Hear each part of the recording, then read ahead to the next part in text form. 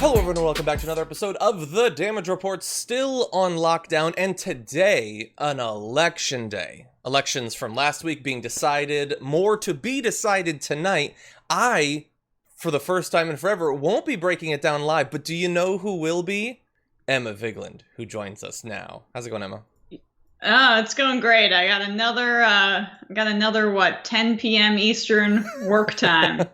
Hey, you want to be a first stringer? This what being a first stringer is. No, but it's going to be awesome because it's you and Jank and Benjamin Dixon.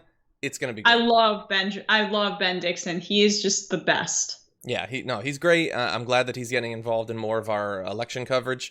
But anyway, glad to have you here. Always glad to have you here. We had fun last night on Common Room on Twitch. If you're not following us at twitch.tv/TYT, you're missing it. And hopefully Emma will be in one of the monthly game nights. That would be cool. But before we jump into the news, and there is a lot of news to get to, we just need to wrap up briefly, Emma, a conversation we're having before we go live about how unfair newsworthy. It is newsworthy that speed is looked down on. Not the drug. Well, probably that too. No, the movie. Yeah. The classic movie is disrespected.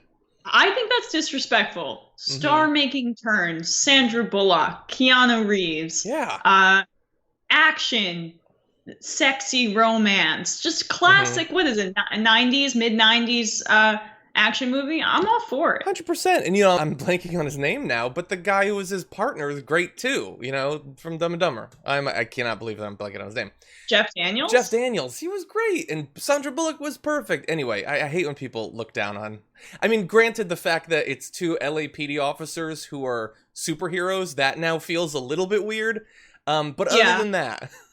It's very good. The United States loves cop memorialization in movies and TV. Yes. You know what? And I still enjoy a good SVU episode, even though it's so problematic and not well made. But Christopher Maloney, Stabler, he's good at it. He's good. Yeah, he is. Anyway, the reason we're talking about this is partially to balance out how bad the news is a lot, but also how dark the times are. I've been watching classic movies, and Speed was one recently, and I know we briefly mentioned this on Common Room last night. I just this weekend rewatched Dirty Dancing. That movie is great.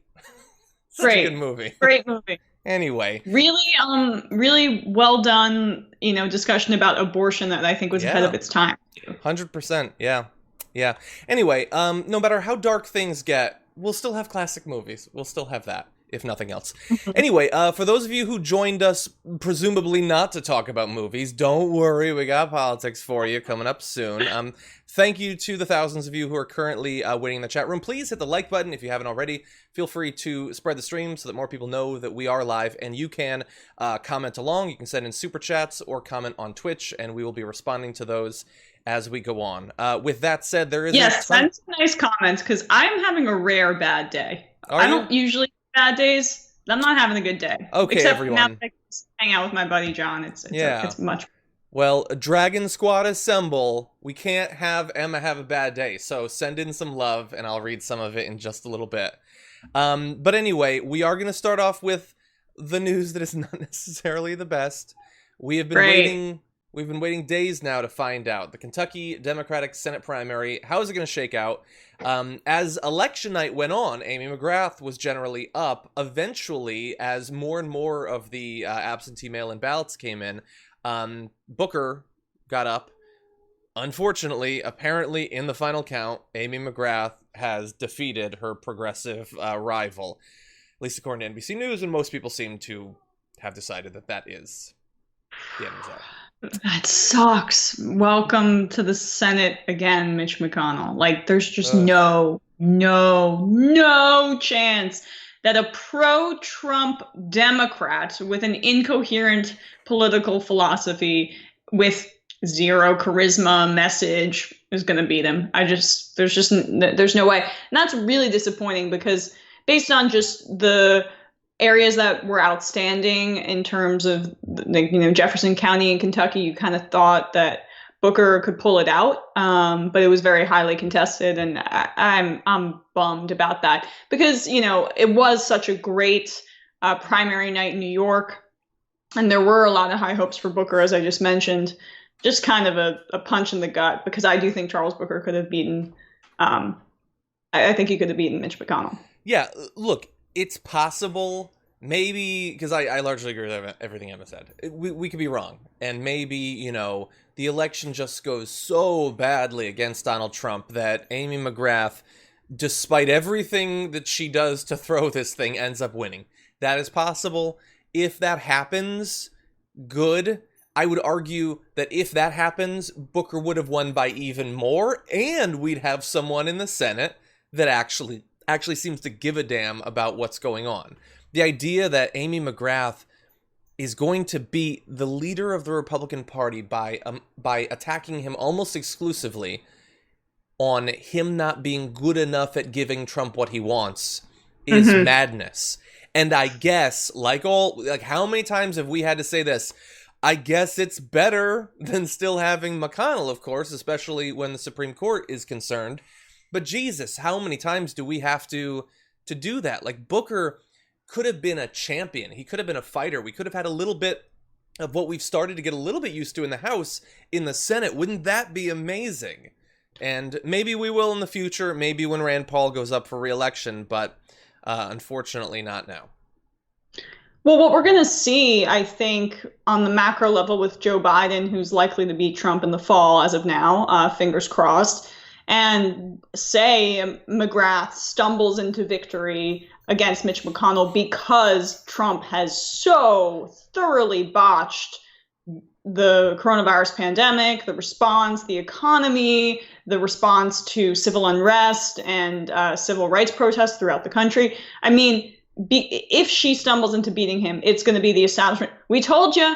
Yeah. And there's going to be no way that we can prove that Charles Booker would have defeated McConnell by an even wider margin. There's no way for us to prove that Bernie Sanders would have defeated Donald Trump by an even wider margin.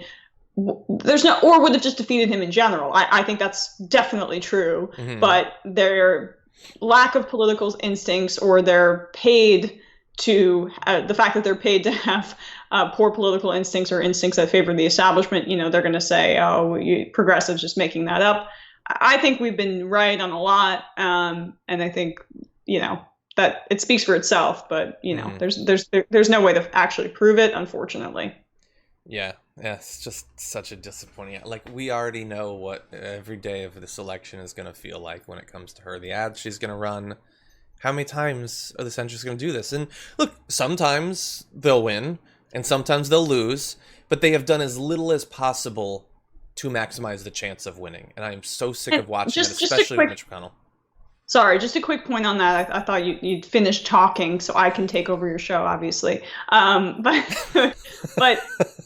But like, it's so cynical what she's doing, trying to thread that needle, because Trump's more popular in Kentucky than Mitch McConnell. Like, I'll be a pro-Trump Democrat, or I'll put through his agenda. Like, it's incoherent, but it's so slimy political maneuvering, just basically positioning yourself purely based on polling data in your state. It's gross, I think, her entire strategy. 100%. Are you done speaking now, Emma?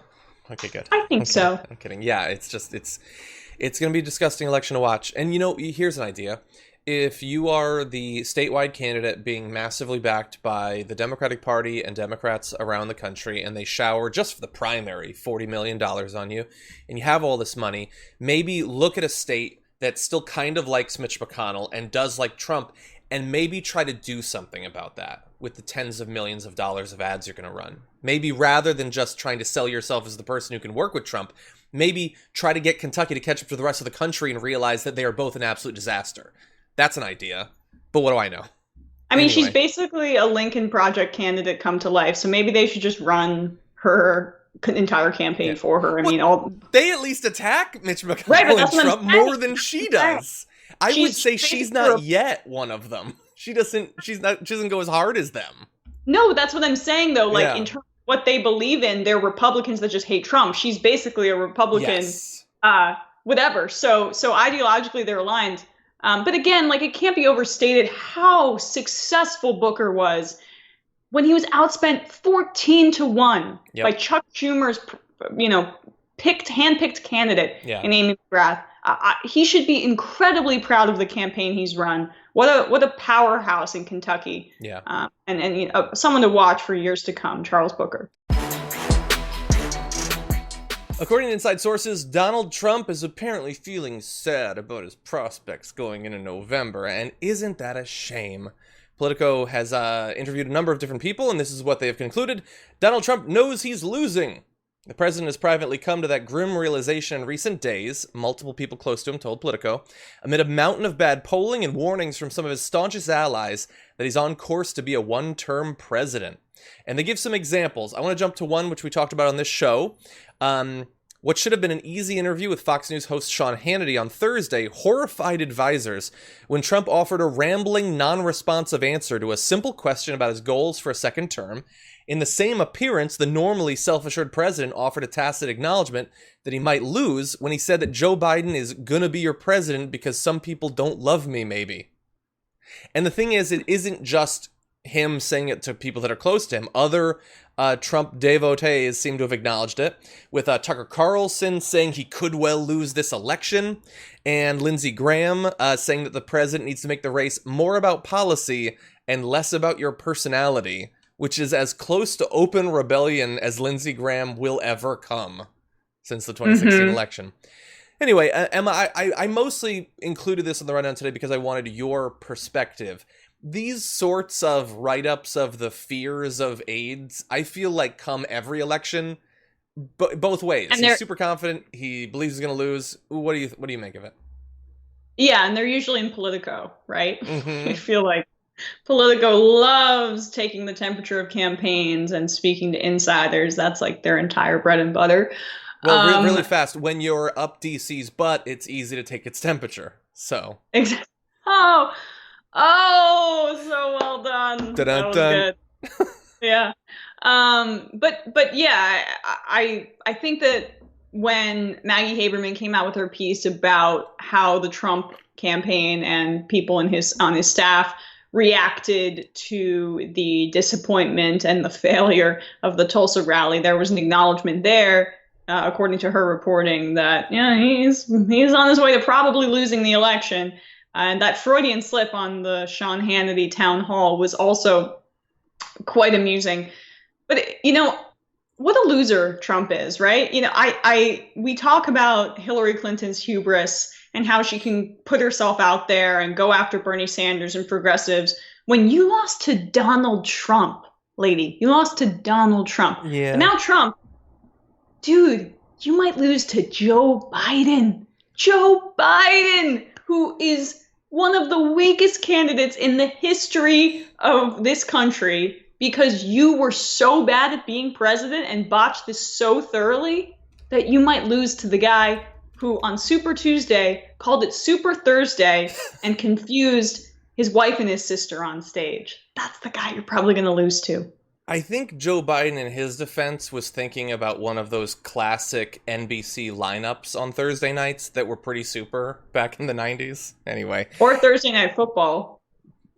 I guess it could be that. I prefer the sitcoms. But anyway, yeah, 100%. And again, I don't know what to make of the fact that some of his aides are really nervous and that he's apparently feeling kind of down. With Trump, more than other politicians, it theoretically means something because Trump is both deluded about his own grandeur. So I don't think he's of the sort that generally gets down about himself because he blocks out all negative information. And also doesn't seem like the sort of person that would really confide in people about his fears about his own success because he is so arrogant and full of himself. So maybe theoretically with Trump, it means something. What I think is significant potentially is what he plans to do about it. And we have a little bit of information about that. Apparently in the week since the Tulsa rally, the president has grudgingly conceded that he's behind. He's vented for days about the event and has started to take a more hands-on role in the campaign and has expressed openness to adding more people to the team. He has also held meetings recently focusing on his efforts in individual battleground states. And one of the people that apparently is getting more involved is Jared Kushner. He's expected to play a more active role. He effectively oversees the campaign from the White House. he literally oversees everything that Trump does, to the extent that overseas means anything. I feel like Trump just sees him as someone who's like able to speak coherently and isn't a complete moron, and thinks, oh, this smart man should just do everything for me. Like, why does he need to have his handprints on every aspect of the administration? It just doesn't make any sense to me, or everything that Trump does. It's like, that's the closest that this team gets to having a smart person on staff is Jared Kushner. That's sad. So two other notes. So one is they're preparing more ads, and they're gonna double down on the Joe Biden's brain is tapioca pudding. They're gonna keep doing that, which doesn't really seem to be working yet, but hypothetically could. But they're also going to be focusing on the 1994 crime bill to try to cut into his support from black voters. So that's how many times during the primary did we talk about that in particular? Both why that made him a worse candidate, but also would make him a worse president, is his past in this area. And looks like it might become true. Might show up in some ads. Yeah, those are good strategies. Those would be, I think, extremely effective strategies in any normal election. But this is not a normal election. It's in the middle of a pandemic, economic crisis, civil unrest, civil rights fight that we haven't seen the likes of ever in our history. It's a huge crisis internationally and nationally. So those tactics would work. I have no doubt. If none of these events in 2020 transpired, I think Biden would have lost handily to Trump in any other set of circumstances. But this is not that. And Trump's botching of everything is evident in every single person's daily life. They are reminded of how bad the country is right now and how bad things are when they wake up in the morning and when they go to bed at night. And no amount of talking about Joe Biden's obvious cognitive decline or terrible record on crime and civil rights, all of that, no amount of that is going to cut into that daily reality for every American that they are experiencing. Yeah, exactly. Like we talked a while back about, wow, it's going to be great with Joe Biden making the case that both of them are losing their minds. That's great. Or that now both of them have been accused of sexual assault. That's great. But Biden did find one thing. Only one of the two hasn't presided over 130,000 plus people dying in a pandemic that totally could have been avoided. So that's going to benefit him a bit. Anyway, I have one question, final, for you, but also for everyone in the comments. So I want everyone in the comments to answer as well. It has become sort of a thing in the past week or so to say that Trump could drop out.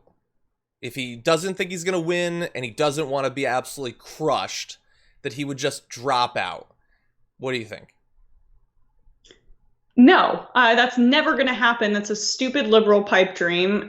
Sorry. Trump thought he was going to lose in 2016, according to many reports, or didn't even expect to win. He was doing it as a part of his marketing campaign to launch Trump TV, and he won, but he stayed in anyway. So why would he drop out now? And he might, like, there is not a minute.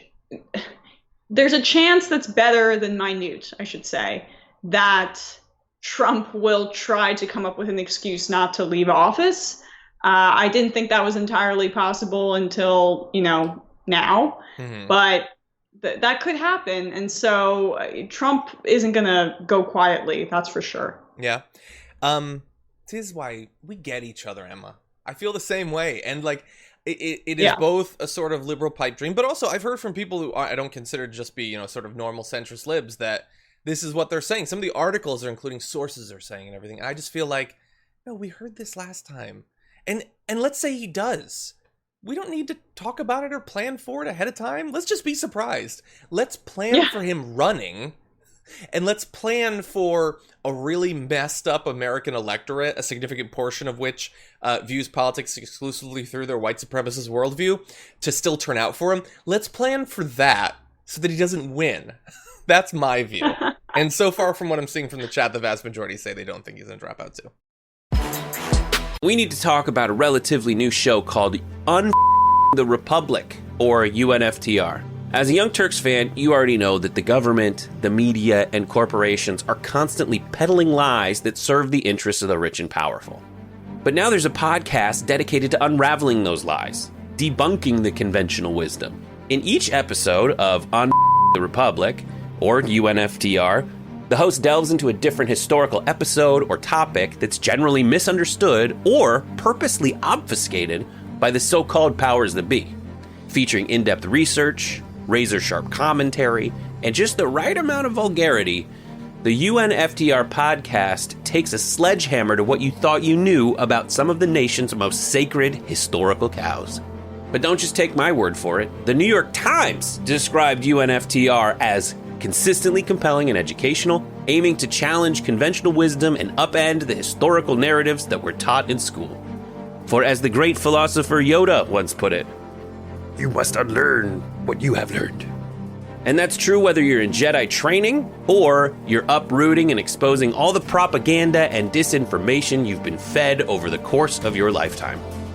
So search for UNFTR in your podcast app today and get ready to get informed, angered, and entertained all at the same time.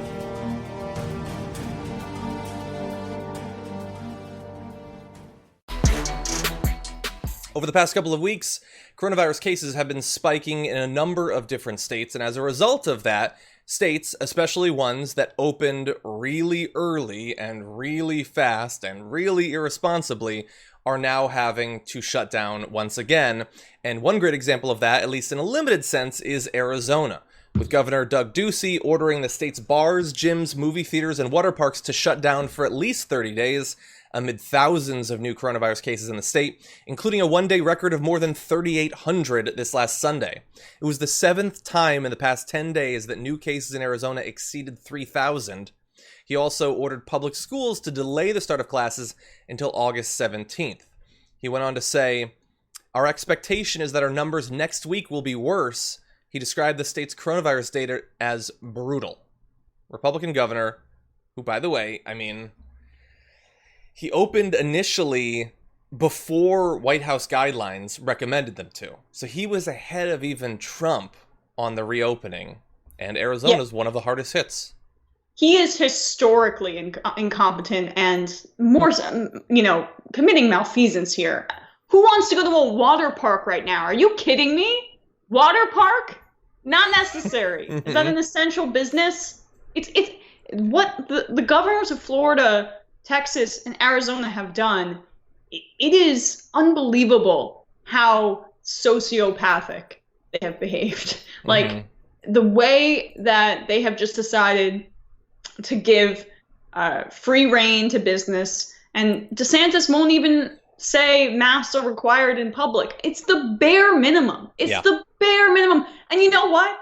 It stimulates the economy. People have to go buy masks, dude. If that's all you care about, fine. Invest in mask ownership and just say, okay, go buy your mask from whatever company I hold a ton of stock in. It's just absurd because it's become this bizarre cultural identifier when really all it is just showing respect for your fellow human beings, for your grandma, for your uncle, for your friends, whatever it is. I mean, Japan is a great example. Right off the bat, they just were like, masks. And they've had fewer, I think, than 1,000 deaths in Japan. They didn't really shut down that much either. And that was because they were responsible about wearing masks. Exactly. But unfortunately, we live in a nation that's filled with weird Republican cowboys who just want to buck death. And I don't understand it, but that's the weird, bizarro American way. Exactly. I guess the governor of Arizona, thank you for sort of going back into lockdown.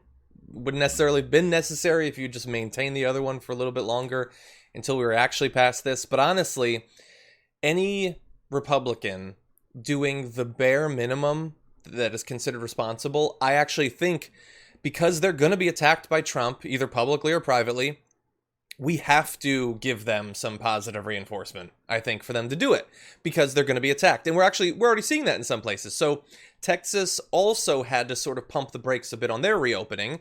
And one thing that's been sort of limited pretty significantly is bars once again. And now the bar owners are striking back, saying, we're not the problem. And you might remember in the first lockdown, Abbott locked down a bunch of the businesses, and then the businesses started to fight back, saying, we're not going to stay shut down. You can't take away our liberty. And then Abbott acted as if the order he'd put into effect was some outside invading force, and he started speaking out against it because he was so afraid of angry Texans. But Texas is being crazy hard hit as well with coronavirus right now. And will they maintain these lockdowns if there is this sort of like brewed by Fox News opposition to any sense of responsibility? And so he's seeing the strike back. Maybe Ducey will see some strike back in Arizona as well. Yeah, I mean, this was a huge test of our national cohesiveness, and honestly, I would portray it as patriotism. Feel like since World War II, where a lot of people had to be drafted, young men and women at home were making materials for the war effort, etc. That was a huge test of national identity and patriotism, I guess. And now it seems like the so-called patriots who care so much about American lives don't care that much when it affects their ability to go to Chuck E. Cheese or whatever the hell they want to do. Yeah. So I think it's a great example of who the true patriots are when it comes to actually protecting Americans, which is really should be in the top 3 of patriotic ideals. I don't know. You'd think.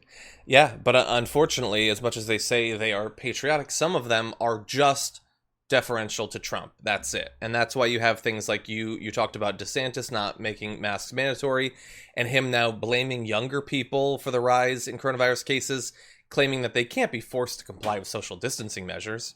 Of course, who would know since he's not trying? He has given up because if he takes it seriously to stop people in Florida from dying, Trump might get mad at him. And DeSantis doesn't have the testicular fortitude to stand up to Trump being peeved with him even briefly. Say testicular again. I don't want to. But anyway, and here's the thing too. It's not just about saving lives. Kind of feel like it would be enough if it was, but it isn't just. It's also that while they were talking during the first wave, or I would say wave 1A, because we're still very much in the first, just spiking once again, they were saying, you want to keep us locked down, we want to save the economy. And we said even then, that is not what is actually going on. Because if you open now, that is not actually going to benefit the economy. It is going to result in future lockdowns, which we're now experiencing, and it's going to do even more damage to these businesses. And now, economists are saying, Washington Post has an article today, that a national mask mandate could save 5% of GDP in the near term. Because getting rid of the pandemic fully, more quickly, is better than limping along and then seeing a spike, and then limping along and then seeing a spike, and never having things go back to normal until, hopefully, in a year or more, a vaccine is available. So, turns out that our strategy wasn't just better in terms of public health, and just obviously more moral, it was also more fiscally sound. Well, I mean, that's the Republican philosophy personified, where they are so fixated on short-term gains and benefits that they're unable to see straight. I mean, it extends beyond the reaction to coronavirus. So a great example is the fixation on pumping up fossil fuel companies and big oil. That is fine for the short-term growth of the United States economy and probably for their own stock portfolios and for their political donations. But when it comes to the long-term success of the United States economy, investing in renewable energy like European nations are doing and other areas of the globe are doing, that is certainly better for the overall health of the economy. But they're unable to see that. So it's the same thing with coronavirus. Mm-hmm. They're not thinking long-term, they're thinking short-term, and it's paying dividends obviously opposite of paying dividends. It's hurting us. It's incurring fees daily. There we go. Yeah. Yeah, 100%. 100%. Mitch McConnell spoke recently, and I liked what he said, which was a very weird sensation. It had to do with masks, and he said this: "We must have no stigma, none, about wearing masks when we leave our homes and come near other people. Wearing simple face coverings is not about protecting ourselves, it is about protecting everyone we encounter." Which is 100% right. That's weird. He got it right. He nailed it. Mitch McConnell? Well, he's been kind of saying this a little bit, I have a weird story about this. So I'm watching, I'm with my mom. She has CNN on, and Mitch McConnell saying something along the lines of wearing a mask, and she goes, idiot. I was like, what? He's saying the right thing. She was like, yeah, but, he's with Trump. I'm like, Mom, I love you. It doesn't matter that he's with Trump and a terrible guy. He's actually saying the right thing here. So we got to incentivize that. Yeah, so yes, no, let's sorry, go. continue. Happy that Mitch McConnell is on the side of like the most basic science and saving lives. That's phenomenal. Bare minimum, but in this bizarre world where, again, mask wearing has become some sort of cultural identifying thing, and an ability to say, yeah, screw you, snowflakes. I'm not going to wear a mask. Yeah. I'm going to take it. Well, say, screw you, snowflakes, I'm not going to wear a mask until the coronavirus has shredded your lungs to the point where you can't utter words anymore. That is the Republican strategy. But you're right. It's the barest minimum, but we desperately need this, because as much as I hate Mitch McConnell, and I do, the main thing on my mind is stopping hundreds of thousands of additional people dying from coronavirus. And the single easiest and most important, it's the easiest and the most important thing we can do, is get as many people as possible to wear masks. And so if Mitch McConnell is going to say the right thing, I'm going to pat him on the turtle head and say, great job there. But not it isn't too just hard, though, because then he'll retreat into his shell. That's true. I'll just rub the shell lightly and affectionately. But anyway, it isn't just him. So let's give credit to additional people, sort of. On Monday, House Minority Leader Kevin McCarthy said on CNBC, every American has a responsibility to wear a mask. On Sunday, Vice President Pence, who had previously come under fire for failing to wear a mask in public, said wearing a mask is just a good idea. But also screw him, because he was at an event where a choir of 100 people were singing without masks, and he was totally cool with it. So not full credit for him. Singing has become is the number one spreader of coronavirus. So yeah. Well, so let's avoid it. I choose not to sing except in the shower, and then the water droplets take the coronavirus down. Now let's turn to the most powerful people in media, all of them at Fox. You have this earlier today on Fox and Friends. You've said that everybody should wear a mask. What about the president? He's made it clear he doesn't want to wear a mask, but his federal government says everybody should wear a mask. Don't you think it would be a powerful symbol if the president of the United States would put on a mask and understand what so many people around the country are doing to try to slow down the spread of this thing? Remember, I say wear a mask, but when you see me speak on the floor when nobody else is around me, I'm not wearing a mask at that time. Sure. When you see the president speak, I think the social distancing. I've known the president to have worn masks at times as he goes forward. No, we actually all have to wear a mask to get into this building. When we go into the green room, we have to as well. So we take it off when we're on TV, just as you do when you speak as well. I just don't see any downside in the president being seen more often wearing it. It's symbolic. Obviously, it's patriotic because you're not only protecting yourself, you're protecting other people. I've heard that there are people around the president who say, no, you shouldn't wear it. But nonetheless, it would be a powerful symbol. It would. I mean, for the 4th of July, we could all show our patriotism with a red, white, and blue mask going out there. Great idea. Strength. Okay. Great idea. Yeah, or not go to the big public gathering. God, he's not a particularly smart individual, and the stupid shallow patriotism. But anyway, Steve Doocy there is speaking to Kevin McCarthy, but he's really speaking to Trump, saying it would be a powerful symbol of patriotism and leadership. That's good, right? Good job, Steve Doocy. I love when they kind of wink and nod to the audience of Trump. or really just, they kind of just drop the veil and portray who they're actually speaking to. Mm-hmm. There have been many instances where Fox hosts just speak directly to Trump because they know that he's watching. That's his favorite morning show. It's Trump TV propaganda. I mean, even the other day, yesterday, Ainsley Earhardt asked Kayleigh McEnany about the white power video that Trump tweeted out. And she led her to that question where she basically was like, did he tweet that accidentally? That was their example of a hard question. So they know that Trump watching them is their bread and butter and what keeps their lights on or whatever. So Ducey knows who he's talking to there, and credit there. It would be really important. Think about if Trump came out and said mask wearing is mandatory nationally. Every liberal would do it. Every independent would do it. But then we'd finally get that third of the country plus that loves him and does everything he says to behave responsibly, and we could potentially curb this thing and not have it spike to a high in June when the worst of it seemed to have been in March, April. Yeah. No, you're 100% right.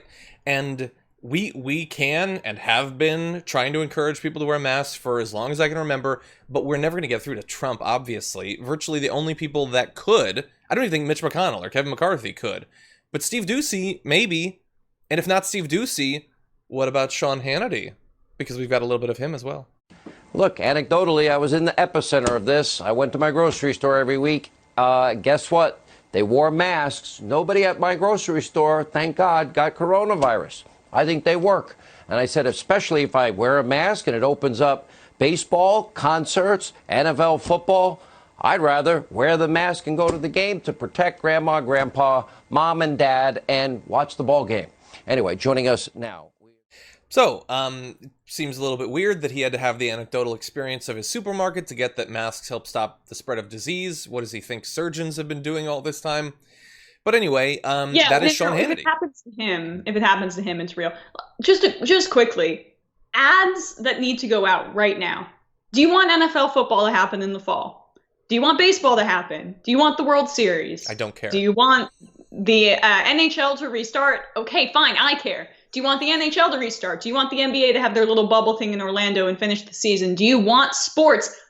Wear a mask. That's it. That's it. That's the ad. And then everyone's going to be on board because Trump supporters like NFL football for sure. White people love the NHL. Everyone loves LeBron James. Everyone wants to see baseballs and pitchers and whatever. Do it. Run those ads. If you want pro sports back, wear a goddamn mask. That is a great point. For me, do you want a second season of Mythic Quest, Raven's Bounty? Yes, I do. Well, they can't film until we get past this, so wear a mask, okay? But anyway... Yes, that's an ad for one person, and that's John Idaho. But anyway, so Ducey, you got Hannity, who is like as close to Trump as any human is allowed to be for a person who considers himself to be the only sentient life in the universe, all pushing him. And so I'm putting this out here saying, yay, Mitch McConnell and Kevin McCarthy, sort of, and not really Pence, but yes, Ducey and kind of Sean Hannity, even though he mainly seems to want this just for the sports. He put his, like, saving his grandparents after that, which is weird, but they're all saying, wear masks. And I understand that we're crazy libs, and so we're supposed to want coronavirus to kill as many people as possible so we can win the election. But I'm going to cheer for Fox News if they can get through to their viewers and get them to start wearing masks, because that is the best chance we have until a vaccine comes out. And so let's see more of that. I'm not saying, I told you so. I'm not playing their past comments where they criticized it, except for Tucker Carlson, because as far as I know, he hasn't actually come out in favor of masks yet. But for the ones who have, thank you. Thank you for joining us. We love for you to be with us on this. It's really important. A lot of lives are on the line. Welcome to DSA Sean Hannity. Let's not go that far, but yes. The right is pushing more and more on Trump to come out in favor of wearing masks. Will he? Well, according to his official spokeswoman, It doesn't seem like he's feeling the pressure just yet. Has the president's thinking about wearing a mask changed at all, given that order and given the increased coronavirus cases in Texas, Florida, Arizona, and elsewhere? So I talked to the president before coming out here. It's his choice to wear a mask. It's the personal choice of any individual as to whether to wear a mask or not. He encourages people to make whatever decision is best for their safety, but he did say to me he has no problem with masks and to do whatever your local jurisdiction requests of you. It doesn't need to be a personal choice. It doesn't need to be a personal choice. You know, you got to buy car insurance to drive a car. That's not a personal choice. You got to get a driver's license to drive a car. You've got to go out and not punch people in the face. That's not a personal choice. Mm-hmm. You can make a mask mandatory. That is within the scope of the federal government because they need to save lives. This is clear. This isn't like, oh, you know. By the way, talking about personal liberty, Trump just said the other day that he wants to prosecute people and put them in prison at a rally for burning the flag. Mm-hmm. Like, let's not pretend that you care about personal liberty. This is all about the attempt to make the American public think that you've done a great job with coronavirus. But like, no amount of marketing spin and obfuscation is going to get people to think differently when they wake up in the morning and they go to bed and they're still unable to leave their house and businesses aren't reopened and sports aren't on TV and nothing has changed. So the mask thing, dude, it's not going to make a difference. I'm trying to appeal to his self-interest, which is the only thing that drives him. It's not going to move the needle on your marketing campaign. Just do it. Just do it because it's going to save lives. And maybe that helps you in your re-election effort. It certainly will. Oh my God. Is there any, again, easier or more powerful way for him to improve his chances of getting reelected than to tell people, just wear your mask, you little baby. It's the patriotic thing to do. It's the strong thing to do. It's the moral thing to do. Do it. The pandemic won't be nearly as bad. Not nearly as many people will die. Businesses will be able to reopen. And so the economy will at least partially reopen, all of which is good for everybody, but also for a president trying to seek re-election. It is so easy to do, and he's not there yet. The best we get from him is he doesn't have a problem with masks. What is it? Does he have a problem with me washing my hands after I leave the bathroom? Like, what the bar is so low, he doesn't have a problem with it. It's to stop the spread of disease. Why would he have a problem with it? And just do what what the locale says. Just do that, even though, you know, right-wingers are protesting against those literally as we speak. And we've just talked about in Texas, they're attacking the bar closures and things like that. They've been protesting for months. They're not just doing what the locale says. They need guidance from their god emperor. They worship you. Use that for good for once. But so far, he's not ready to do that. No, I mean, but the only reason he wants worship is to be worshipped further and maintain power. So there's no actually end to his desire for attention except for more attention. It's gotten to the point where lots of Republicans are now encouraging wearing masks and hopefully putting pressure on Donald Trump to start to do so, including members of his own family. Now, this came up in a conversation about the RNC having an indoor, widely attended event coming up in just a couple of months. But here is what Don Jr. had to say about keeping people safe in that circumstance. I don't think that it's too complicated to wear a mask or wash your hands and follow basic hygiene protocols. And I think we're just going to do whatever we can to make sure that the people that are there in attendance, as well as the people from the RNC and the campaign, are safe, enjoyable, and have an awesome time. So that is the president of the son of the president, not one of the kids he likes necessarily, but technically related to him, saying, look, this stuff is not complicated. We can have big events if you're responsible, if you wash your hands, if you wear a mask, all of that. Now, you're going to want to focus on what he's saying, not what he's doing, because in the last day or two, he was also spotted maskless at a Hamptons party that was packed with over 100 people. So it's easy advice to give, not necessarily easy for him or his wife to actually follow. And I have to wonder, if you're saying it's so easy to wear a mask and wash your hands, and we find out that you don't wear a mask, should we really trust you on the washing your hands stuff? I don't know. What do you think, Emma?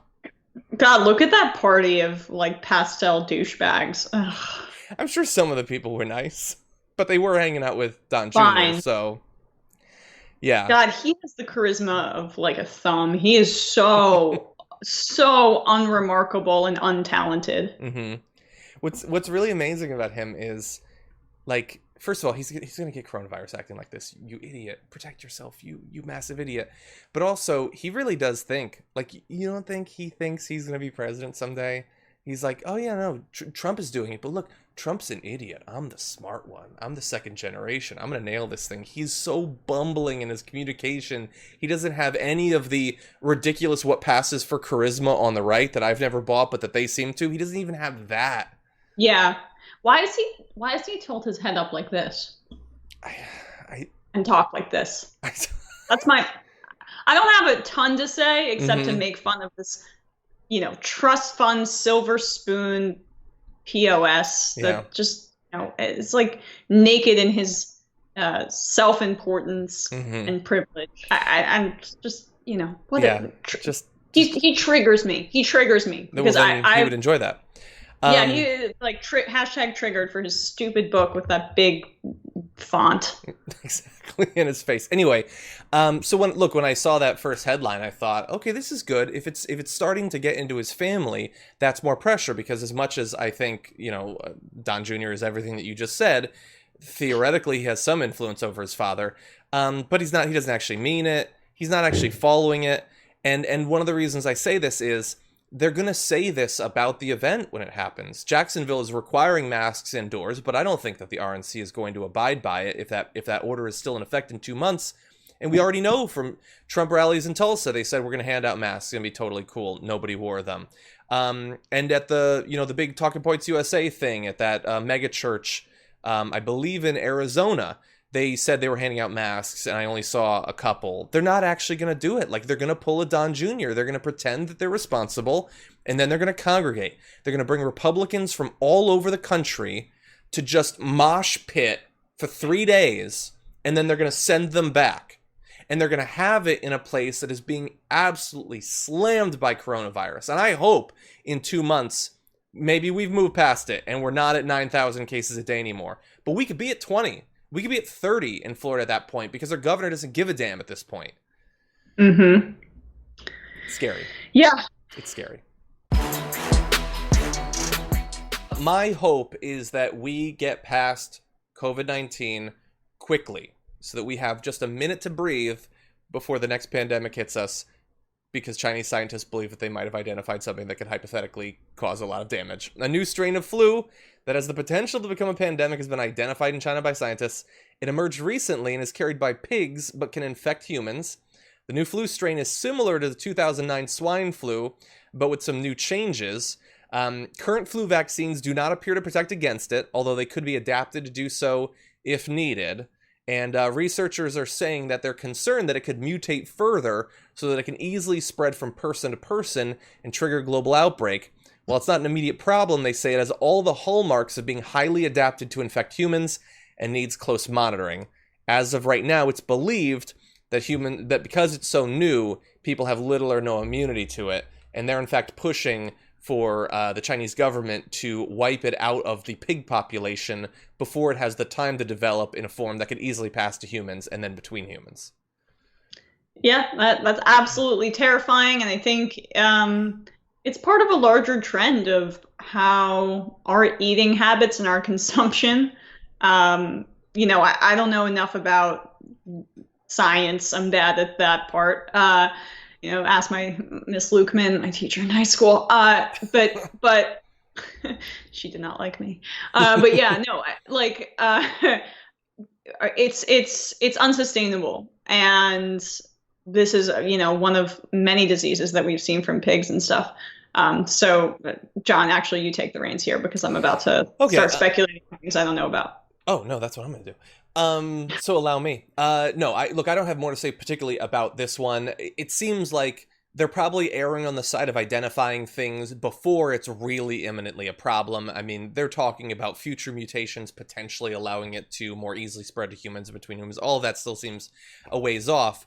But my fear is that because coronavirus has been so politicized by the right, and that taking it seriously is considered like a 5G Bill Gates conspiracy or something like that, that when it comes to future pandemics, we're going to be ill-equipped to do anything about it. That if hypothetically lockdowns are suggested, if 2020 pig flu hits us or 2021 pig flu hits us, that people won't want to do it because they're going to be sick of it because of coronavirus. That's my fear. The thing that makes me a little bit optimistic, though, is that in the same way that routine mask wearing became common in some countries in Asia, it is possible that if we can depoliticize it a little bit here, that might become more common in the future. That if people are feeling sick, they might wear masks. That was very rare in America before this year. It might become more common. I think that in terms of our systemic ability to respond to a pandemic, I don't think that Donald Trump is doing much long term to make us better prepared for the next one. If he's replaced, maybe Joe Biden will do something, but I think socially there's at least some reason to believe that we might be more responsive to future pandemics in the future, even if some populations might respond negatively to the advice being offered once again. Well, it's a national trauma. It's an international trauma. So people will adjust their behavior because it's been traumatic. I mean, 2 Vietnam wars for American deaths. So many people have been touched by the scourge of the virus. And I do think that there will be adjustments made for people in the future. We'll see if the government responds in kind, but certainly the Trump administration's decision to gut the pandemic response part of the government hasn't aged particularly well. Yeah. I would hope that there's a more robust unit in the future. Yeah. And some people in the chat are talking about, being happy that they're going vegan and everything. And it's interesting that this stuff about the flu and pigs is coming out at the same time that we've been doing a lot of coverage of the deregulation of the meatpacking plants and things like that, how they've been sort of super spreaders for coronavirus.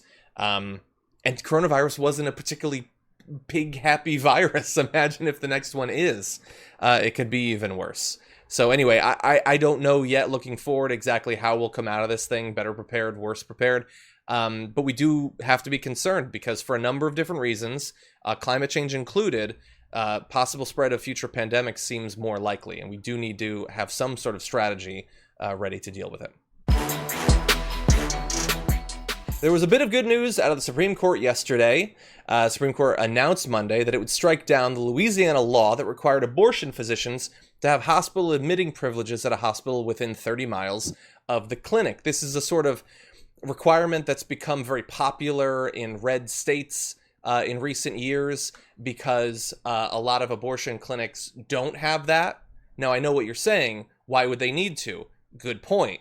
But they don't have it, and so it's an easy way to outlaw abortions without actually outlawing abortions. So the Supreme Court striking that down is good, but we should note it was a 5-4 decision, as close as it could be. And if not for John Roberts, it would have gone the other way. And he said that he had to follow the precedent and strike down the law because a similar Texas law was also struck down. That is the most clear-cut way that the Supreme Court is supposed to work, and certainly how the right says the Supreme Court is supposed to work. It's not 100 years ago. It's not ambiguous. It's a very similar law just a couple of years ago, and so he had to follow precedent. But 4 of the justices, including Brett Kavanaugh, did not. And Kavanaugh, of course, is the guy that swears he's not against Roe v. Wade or getting rid of abortion, but is he going to go against precedent to try to strike it down? Yeah, whenever he gets a chance. Yes, the strict constructionist conservatives. I love the myth that judicial philosophy is still a real thing. It's just not. Judges behave as political actors, specifically on the Supreme Court, regularly. But there's still this American myth that judges are these impartial people just reading the letter of the law. BS. Obviously, the precedent shows that Roe v. Wade established that abortion is a right that women have, and it cannot be infringed upon. And in 2016, it was cemented even further, where a high degree of scrutiny was applied to that right, meaning that it basically, if you make it very difficult to exercise the right, that's unconstitutional as well. And that's what Roberts was following there. the judicial conservatives, Clarence Thomas, Brett Kavanaugh, Gorsuch, the people who are supposed to be just abiding by precedent and past case law, they didn't do that. And that means that they're flying in the face of what they say their judicial philosophy is. Hypocrisy shaming them is, almost counterproductive at this point. But it just goes to show that, they're operating on their own ideology and nothing else. And so I don't like when the media, when, people who like to believe still in the American system of government pretend as if there's still some shred of judicial philosophy left in the way that these judges behave. Yeah, 100%. And it's so see-through. We just want you to have hospital admitting privileges. It's surgery, like, just in case. We want it to be as safe as possible. We care about these women. Okay, I have an idea. If we want to make sure that they're safe, let's provide government funding and people in all hospitals to perform these procedures. That way they would have admitting privileges. They'd be doctors. They'd be in a hospital, actually, just down the hall from all the other doctors. No? You don't want to do that, do you? No, it's just... Yeah, in this case, BS. Because these requirements were so absurd, there was only one functioning abortion clinic in Louisiana, in New Orleans. Yeah. There was an attempt at one in Shreveport, but the doctor said, I can't do this on my own. He was the only one able to get admitting privileges. And he said, I can't run this practice, or he or she, I can't run this practice because these hurdles are way too steep for me. Yeah. And that was exactly by design. And so thankfully the Supreme Court made the right decision. This is a part of a larger trend of them moving left on social issues. And of course, when we see, antitrust, labor, whatever, campaign finance, they'll go to the right for sure. Rights. So don't worry, corporations, you're all safe. Exactly. Yeah. Yeah. And there's all the regulation, but then there's also the fear that if you provide these procedures, you could be killed because right-wing media gives a wink and a nod to domestic terrorists that target these sorts of people. But anyway, one other person I wanted to throw under the bus is Susan Collins, who assured us when she supported Kavanaugh that he had reassured her that he's not going to try to infringe on a woman's right to choose. He gets Roe v. Wade, he respects Roe v. Wade, and that's why she had no regrets, even though he is who we knew he'd be. And she's also voted to confirm 32 other anti-abortion Trump judges. So the pro-choice Susan Collins sure has been packing the courts with anti-abortion judges. She's such a joke. Yeah. Such a virtue signaling, attention-seeking joke. Well, she is a joke. What I would like is for the joke to be on her. And right now, there are a couple of different challengers that could hypothetically go against her later on this year.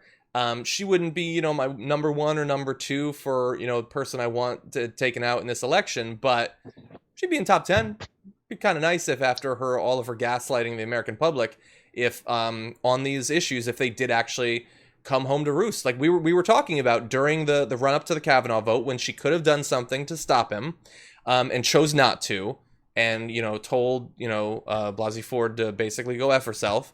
That remember they raised all that money for a challenger, and we were talking about it even back then. It would be amazing if that actually came true later this year.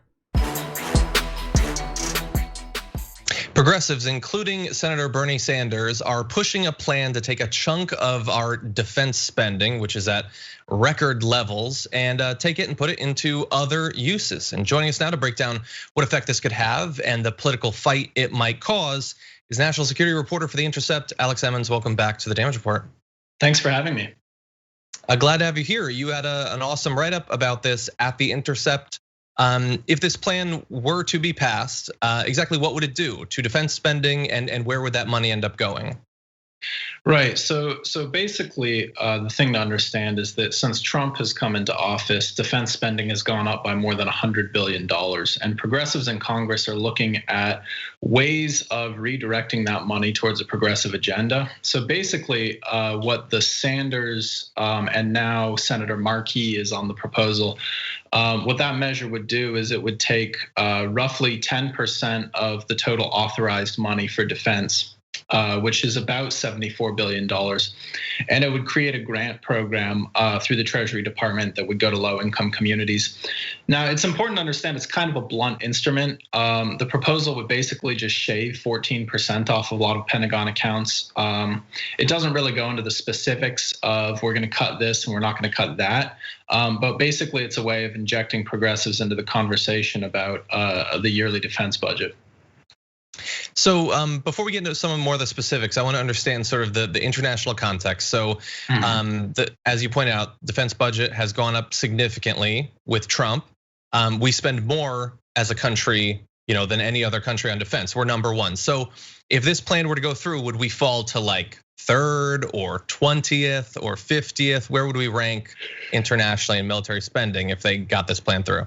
Well, to throw some numbers at you, it's not just true that the US is the highest military spender. It's true that the US spends as much on the military as like the next 5 to 7 nations combined. So you're actually, in total terms, you're not talking about shaving that much off the budget. 10% brings the US down to the mid 600s of billions. And so you're still, even if this passed, which is unlikely, you're still looking at levels of defense spending that are almost double pre 9/11. That are still, at Cold War type heights, whereas now we're pushing a level of defense spending that hasn't been seen since World War II. Yeah, and you alluded to the fact that this seems designed to get progressives into this conversation and to perhaps shift the conversation around defense spending, where it's been going, where it needs to go.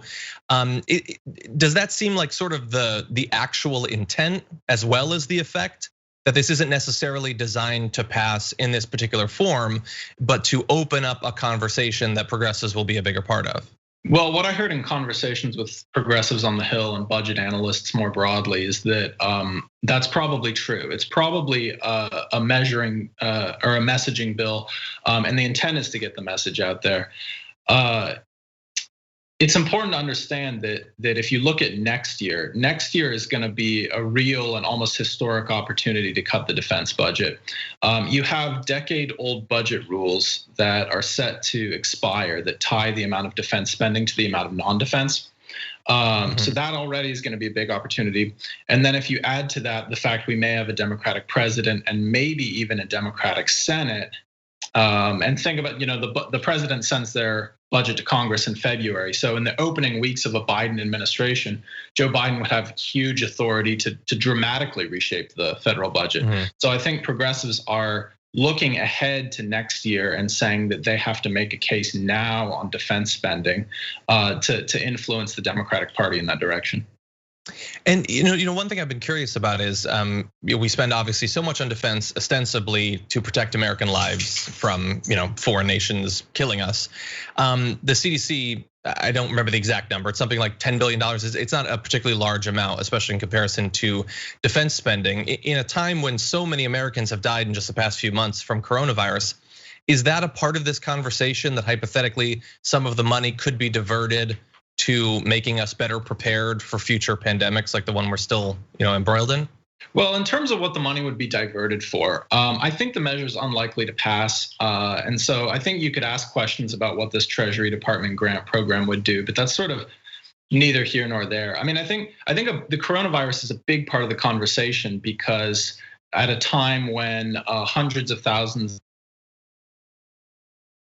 of Americans are afraid for their lives, to increase defense spending yet again would be something that I think progressives really see an opportunity to draw the line on. And I know they've done some messaging around that. But really, I think bigger picture, progressives talk a lot about cutting the defense budget as a way of funding their domestic agenda. But I think it's important to understand that if you look at the reality of that, progressives in Congress and the way they've organized themselves, they really have next to no voice in the conversation about what the defense budget actually is. There's very few progressives on the Armed Services Committee. We can talk about why that is. But there's no real progressives in leadership, and a lot of the top lines are decided in conversations between those parties and the White House. So I think this is a way of injecting themselves into the conversation of saying no more to these historic increases and building the case for next year. Well, I mean, I'll bite. Why don't we see more progressive membership on these committees? Well, if you look at the Armed Services Committee specifically, and you're talking about the House Armed Services Committee, the Senate Armed Services Committee, these are the committees of jurisdiction for this budget and for the Pentagon. Usually the members that end up on those committees are members that have a stake in the outcome. So they may be members that have a significant number of bases in their district, or they may be members with a specific policy-making interest or background in military affairs. So they may be former members of the military themselves.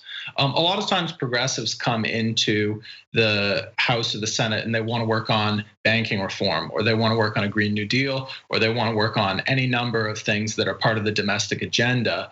And being one of the people responsible for cutting that budget and having a say on that is just not high up on the list of priorities.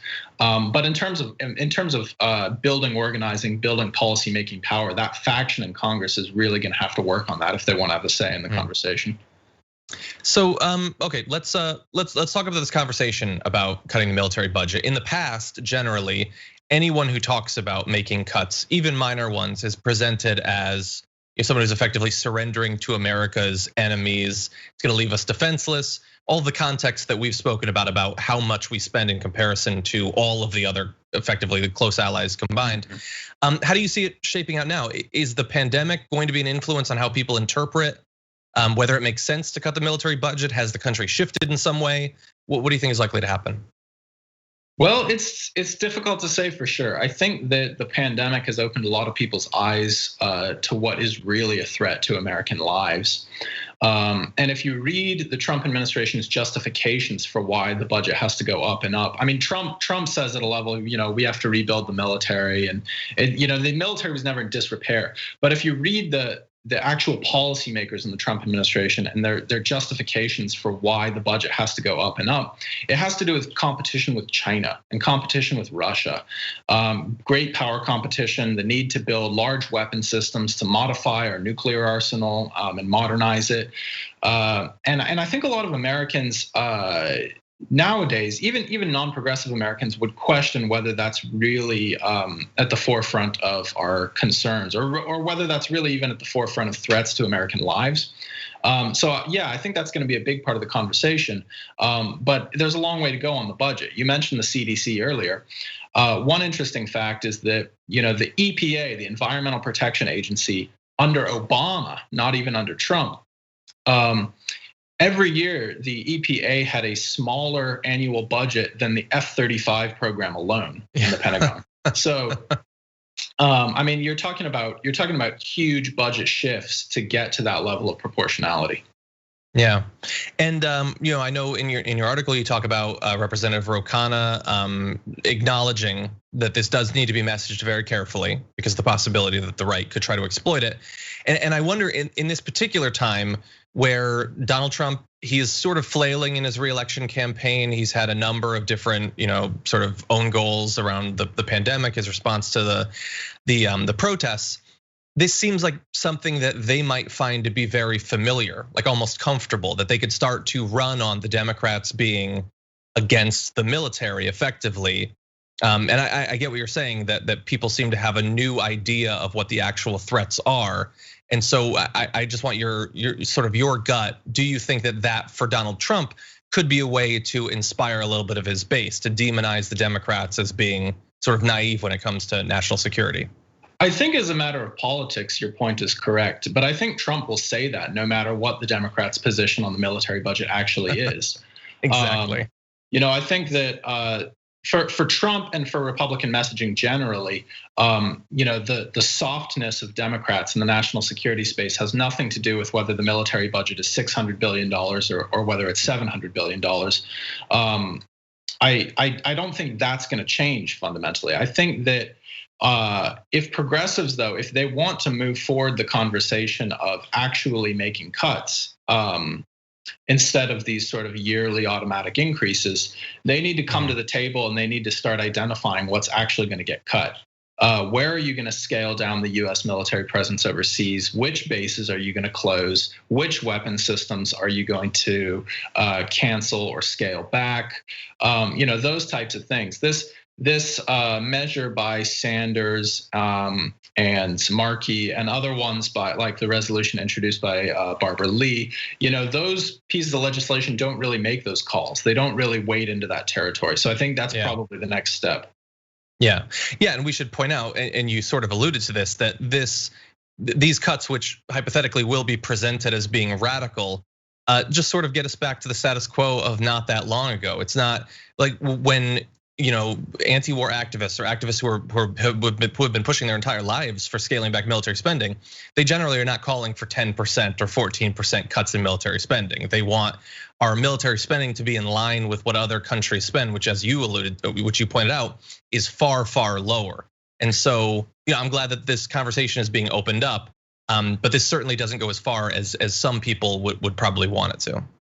Right. Well, at the root of what that conversation is about what the U.S. role in the world was. You have a lot of people who are calling for, Barbara Lee's resolution, for example, calls for $350 billion worth of cuts. That's basically taking us down to pre-9/11 levels. And so that's a statement that's saying essentially the U.S. role in the world should be similar to what it was before 9/11. When the US was, a lone superpower and had relatively small military engagements. Now the people, even within the Democratic Party, who are calling for defense increases are really saying that the US needs to step it up militarily to confront China. And that's at the center of the debate now. So it's a debate about what the US role in the world should be, and what the capabilities are that we either need to build up or scale back to get there. Yeah, well, that's obviously a big conversation. Perhaps at some point we can delve back into that. But Alex Emmons, national security reporter for The Intercept, thank you so much for joining us on the show today. My pleasure. Thanks for having me.